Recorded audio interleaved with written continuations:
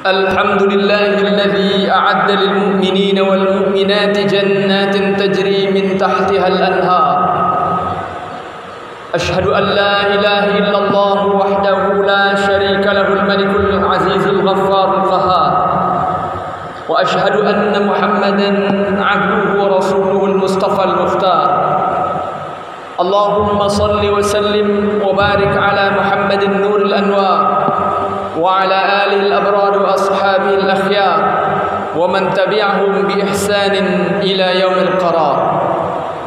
أما بعد فيا عباد الله، أوصيكم ونفسي بتقوى الله فقد فاز المتقون. ولقد قال الله تعالى في القرآن الكريم: أعوذ بالله السميع العليم من الشيطان الرجيم، بسم الله الرحمن الرحيم. يا أيها الذين آمنوا اتقوا الله حق تقاته ولا تموتن إلا وأنتم مسلمون. معاشر المسلمين الحاضرين rahimakumullah. Islam adalah agama yang mengajarkan kepada pemeluknya tentang keyakinan akan perubahan. Islam adalah agama yang mengajarkan betapa faktor yang sangat menentukan terjadinya perubahan pada suatu masyarakat, pada suatu kaum, bahkan pada satu bangsa dan negara, apalagi di level individu dan pribadi, adalah semangat untuk berubah, semangat untuk berjuang, semangat untuk memperbaiki diri.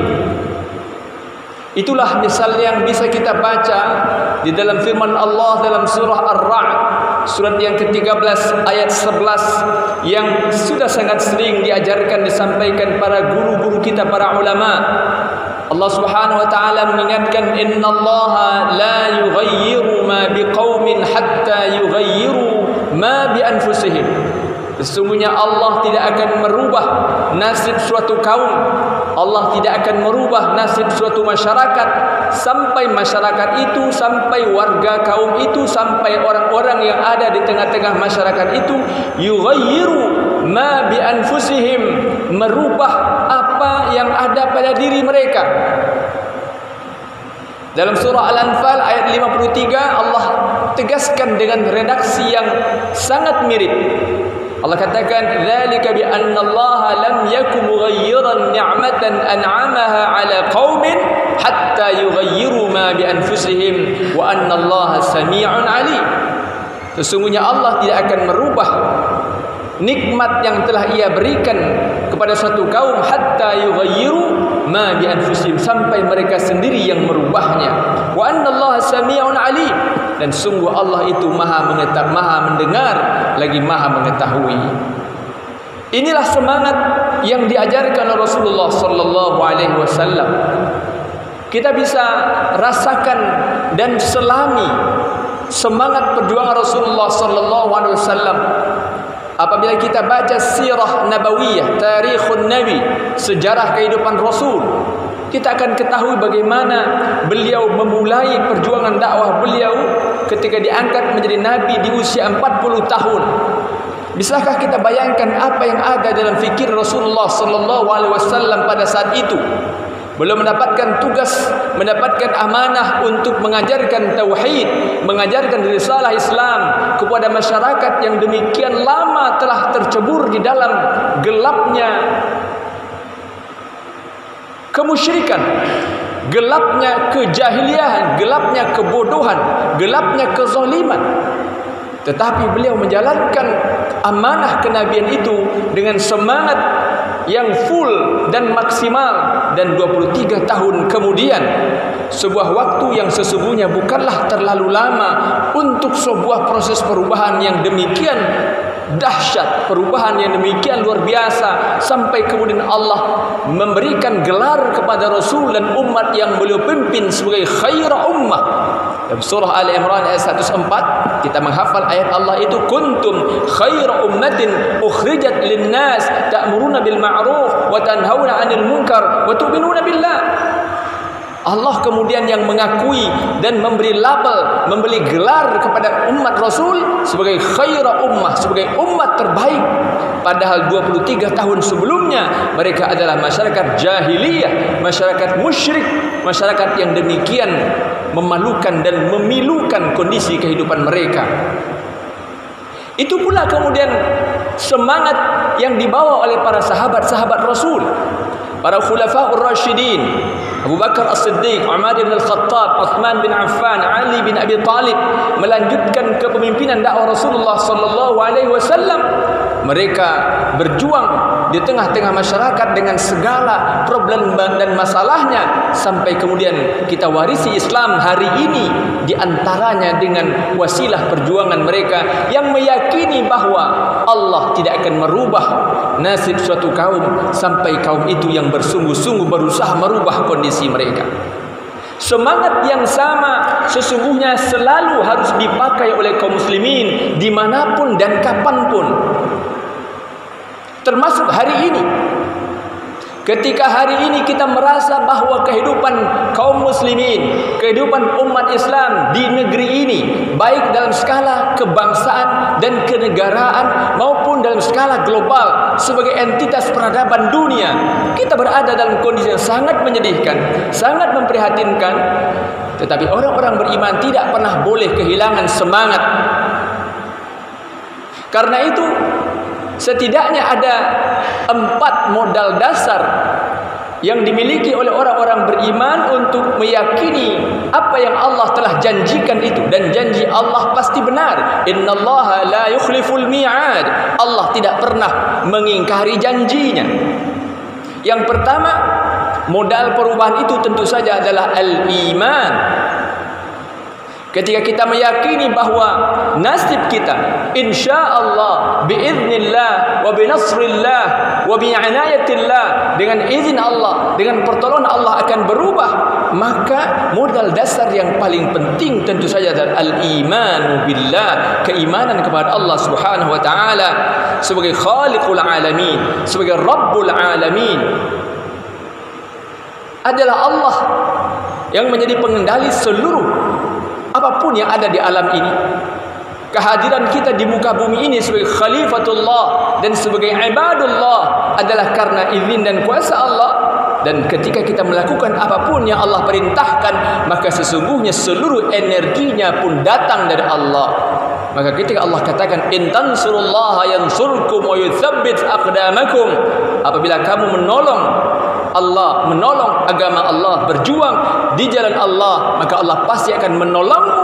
Maka sumber kekuatan utama itu adalah quwwatul iman, the power of iman, kekuatan iman yang memang harus ada dalam diri setiap pribadi mukmin. Dan itu pula lah problemnya, ma'asyal muslimin al-hadirin rahimakumullah, adalah problem keimanan itu yang sebenarnya menjadi masalah paling akut di tengah-tengah masyarakat kita hari ini.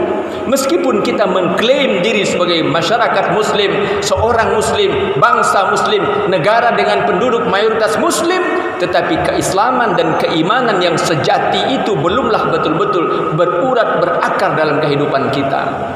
Yang ada baru sekedar klaim keislaman, klaim keimanan, tetapi belum dalam refleksi dan implementasi serta pembuktian keimanan yang sejati. Adalah kekuatan iman yang dimiliki oleh Rasul, adalah kekuatan iman yang dimiliki oleh para sahabat-sahabat beliau, dan adalah kekuatan serta modal iman yang dimiliki oleh para salafus saleh yang kemudian menorehkan sejarah kebangkitan Islam, perubahan Islam dan penyebaran Islam sebagaimana kemudian hari ini kita nikmati keindahannya. Yang kedua, ma'asyiral muslimin al-hadirin rahimakumullah, ba'da quwwatil iman, sesudah kekuatan iman adalah quwwatul i'tiqad, quwwatul niyyah, quwwatul azam, kekuatan niat, kekuatan tekad, kekuatan kemauan. Ketika Rasulullah SAW ajarkan kepada kita kaidah innamal a'malu binniyat wa innama likulli imri'in ma nawa, sesungguhnya semua amal itu dimulai dari niat dan setiap orang akan mendapatkan apa yang ia niatkan. Itu artinya adalah bahwa memang niat itu merupakan awal sekaligus penentu dari apapun yang akan kita lakukan. Bila dalam kajian fikih para fuqaha menyepakati bahwa niat merupakan rukun dari setiap amal, maka niat bukan sekedar semata-mata sebagai rukun sebuah ibadah, tetapi niat dan tekad merupakan rukun dari setiap perubahan. Maka adalah kewajiban kita setiap pribadi mukmin, ma'asyiral muslimin hadirin rahimakumullah, untuk menghadirkan niat dan tekad itu dalam diri kita, bahwa kita ingin membebaskan negeri ini dari orang-orang zalim. Kita ingin membebaskan daerah kita, wilayah kita, masyarakat kita, bangsa kita, negeri kita dari dikuasai oleh orang-orang yang jahat, orang-orang yang zalim, orang-orang yang berkhianat. Harus ada tekad dan semangat itu dalam diri kita, dan kita yakin bahwa kita memiliki saham untuk perubahan itu. Setiap pribadi kita memiliki saham dan bisa menanam saham untuk perubahan itu. Karena perubahan tidak akan mungkin hanya dengan 1, 2, 3 orang-orang super. Karena yang dibutuhkan adalah orang-orang yang bekerja bersama-sama dengan keyakinan, dengan keimanan, dan dengan modal tekad yang kuat membaca. Yang ketiga, ma'asyiral muslimin hadirin rahimakumullah, yang harus kita miliki untuk mengamalkan firman Allah bahwa Allah tidak akan merubah nasib suatu kaum sampai kaum itu merubah apa yang ada pada diri mereka, adalah ruhul mujahadah. Semangat untuk bermujahadah, semangat untuk berjuang, semangat untuk berjihad, semangat untuk berkontribusi.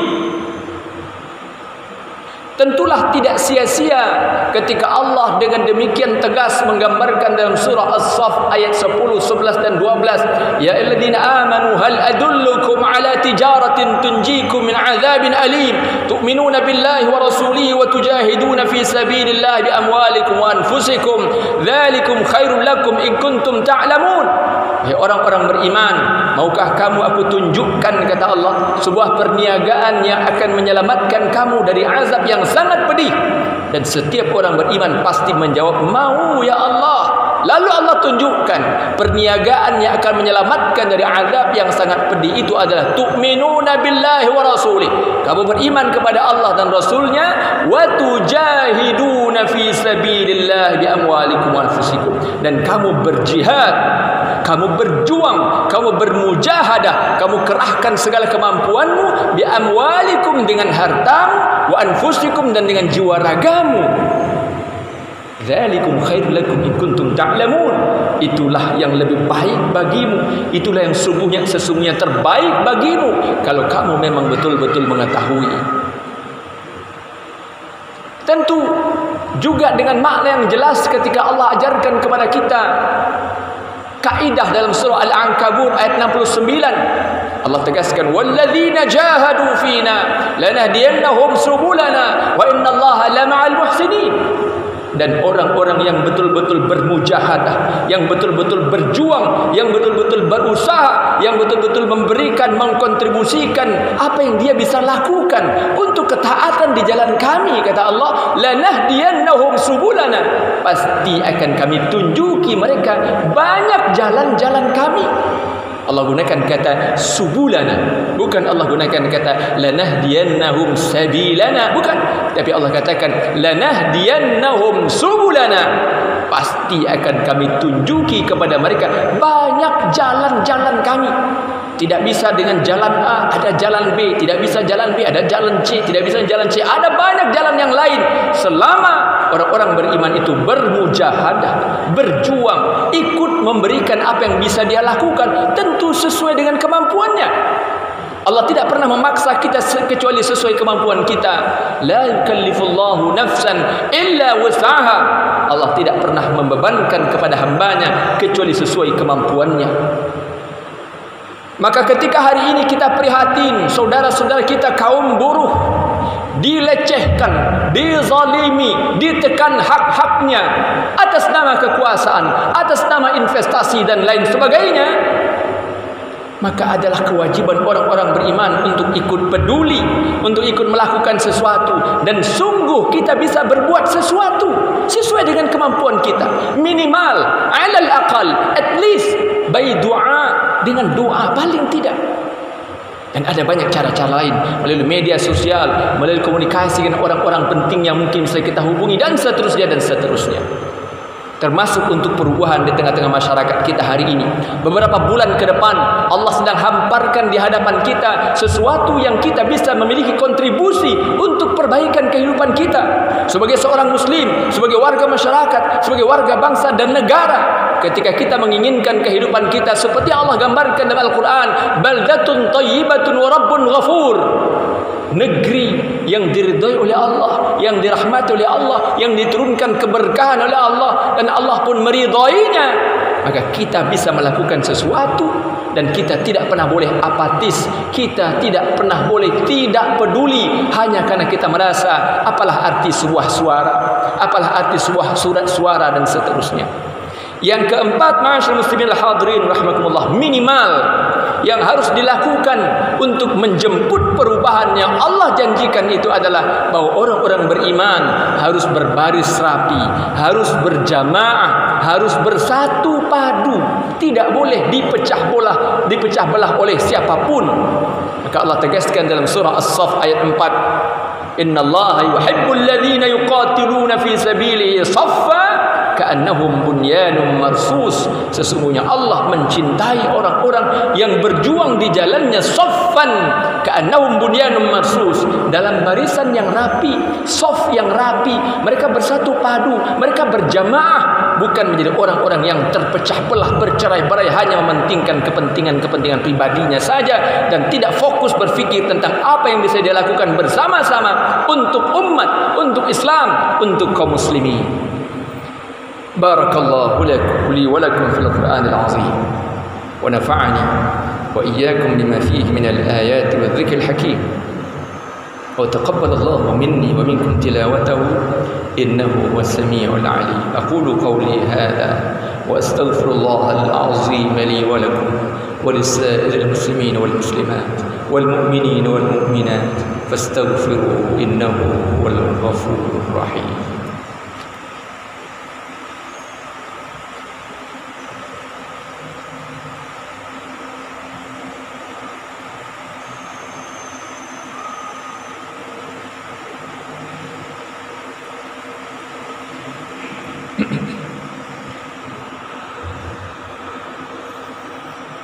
الحمد لله الذي أمرنا بالاتحاد والاعتصام بحبل الله المتين.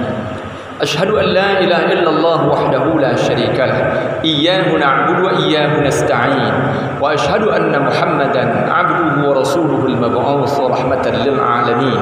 اللهم صل وسلم وبارك على محمد وعلى آله وصحبه أجمعين. أما بعد فيا عباد الله أوصيكم ونفسي بتقوى الله فقد فاز المتقون. ولقد قال الله تعالى في القرآن الكريم أعوذ بالله السميع العليم من الشيطان الرجيم بسم الله الرحمن الرحيم والعصر إن الإنسان لفي خسر إلا الذين آمنوا وعملوا الصالحات وتواصوا بالحق وتواصوا بالصبر.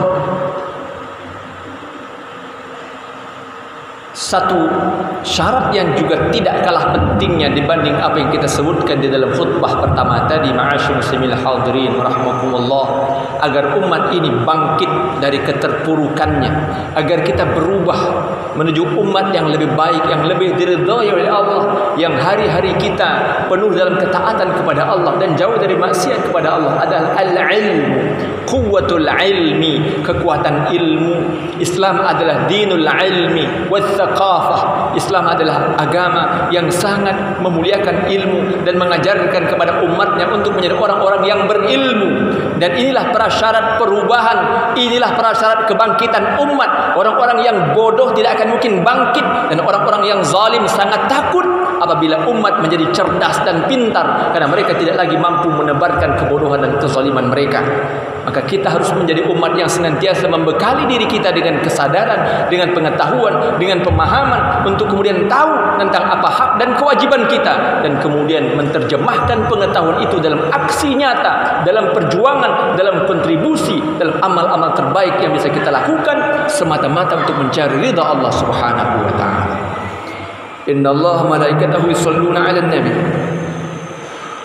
ya ayyuhalladzina amanu shallu 'alaihi wa sallimu taslima. Allahumma shalli 'ala Muhammad وعلى آل محمد كما صليت على إبراهيم وعلى آل إبراهيم وبارك على محمد وعلى آل محمد كما باركت على إبراهيم وعلى آل إبراهيم في العالمين إنك حميد مجيد. اللهم اغفر للمسلمين والمسلمات والمؤمنين والمؤمنات الأحياء منهم والأموات إنك سميع قريب مجيب الدعوات يا قاضي الحاجات. اللهم ادفع عنا الغلاء والبلاء والوباء والفحشاء والمنكر والسيوف المختلفة والشدائد والمهن ما ظهر منها وما بطن من بلدنا هذا خاصة ومن بلدان المسلمين عامة إنك على كل شيء قدير. اللهم إنا نعوذ بك من زوال نعمتك وتحول عافيتك وفجاءة نقمتك وجميع سخطك. اللهم إنا نعوذ بك من البرص والجنون والجذام ومن سيء الأسقام. ربنا لا تؤاخذنا إن نسينا أو أخطأنا. ربنا ولا تحمل علينا إصرا كما حملته على الذين من قبلنا. ربنا ولا تحملنا ما لا طاقة لنا به واعف عنا واغفر لنا وارحمنا أنت مولانا فانصرنا على القوم الكافرين. ربنا هب لنا من أزواجنا وذرياتنا قرة أعين واجعلنا للمتقين إماما. ربنا تقبل منا إنك أنت السميع العليم وتب علينا إنك أنت التواب الرحيم. ربنا آتنا في الدنيا حسنة وفي الآخرة حسنة وقنا عذاب النار. وصلى الله على خير خلقه محمد وبارك وسلم. سبحان رب العزة عما يصفون وسلام على المرسلين والحمد لله رب العالمين. عباد الله إن الله يأمر بالعدل والإحسان وإيتاء ذي القربى وينهى عن الفحشاء والمنكر والبغي يعظكم لعلكم تذكرون. فاذكروا الله العظيم يذكركم وادعوه يستجب لكم ولذكر الله أكبر.